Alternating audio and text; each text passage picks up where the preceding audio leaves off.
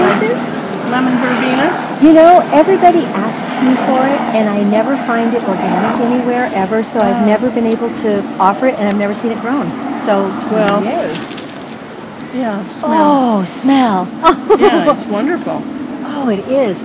So what it's like a lemon do, lifesaver. This grows a good 5-6 feet, and then it blossoms. Like these are just putting out for the blossoms at the end of the summer. So you end up with all this wood that you don't really need. So I use this as the example in April that you know, you cut back to the second or the lowest. If it's really extenuated, you cut back to the lowest that still has the green leaves, and then the previous ones will, the previous nodes then will send out new. So that's how this is all nice and bushy again now. Yeah. So you just keep that going, and then of course you can root this.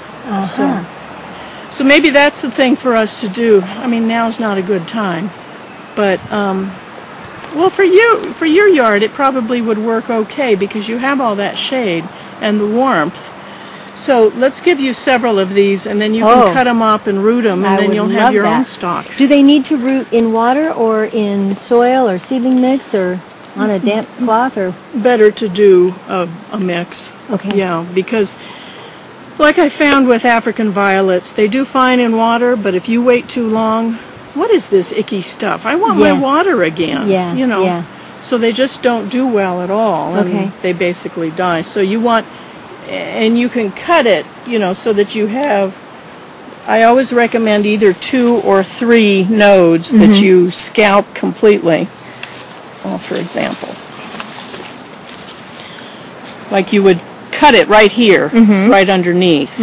So depending on how deep your pot is, like I wouldn't do this in 4-inch, I'd do this in a gallon, in which case 2 or even 3, preferably 3, that are going to be under the soil. You're going to clip this off. And then have 2 or 3 on top, depending on how much foliage there is. Now these guys I would take off completely. they're like little suckers. Well, they're trying to flower. Yeah, they're more going for the flower.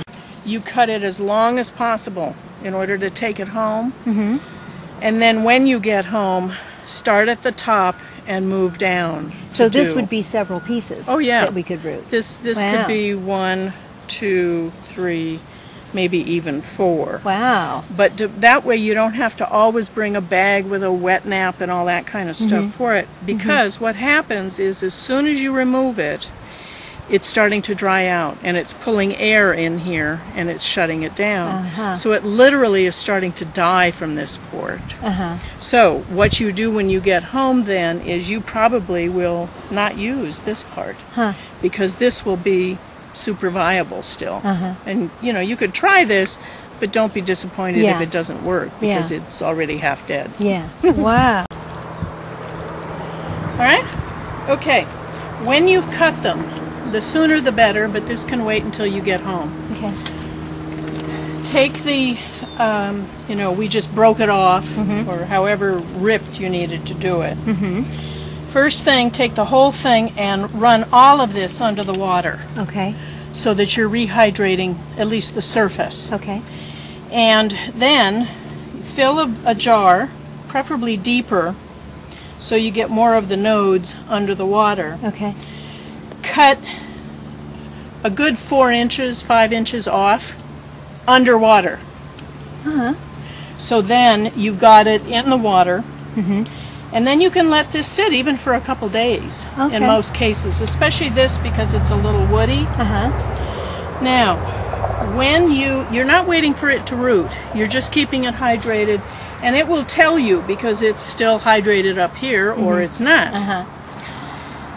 If you do leave it for more than, say, 2 days, recut it, new water, rehydrate it, and then let it sit for another day or 2. Like if you picked it on Friday at somebody's house and you're going away for the weekend, you know, and absolutely keep it in the shade. Well, we can probably go ahead and root it today.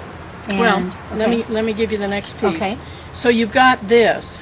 Now, when you root it, when you cut these into their individual sections and you put it in, fill this jar as full as you can get it beforehand, Okay. and kind of go like this, because what any plant does is it exudes some hormones and stuff into the water.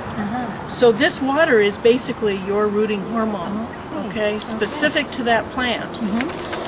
And so what you want to do is make as much of it as possible, you know, adding more water and sloughing it around so that it mixes all up. So when you get all these guys in their pots,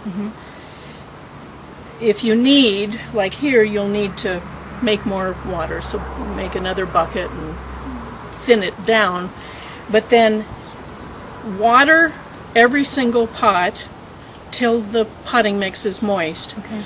The last thing you'll do is you will pour a little bit of this into each one of those pots. Now you're doing that at the end because you want to make sure that all that soil, that potting mix, is fully hydrated already, which then means the little amount of this that each plant is going to get will be able to diffuse amongst all of that potting mix. Okay. Okay? So we'll put it under here. Okay. Just to make sure Excellent. that Lemon verbena. needed to do that because otherwise we'd forget when we got back. Okay. Excellent. Thank you so Okay. much. I'm so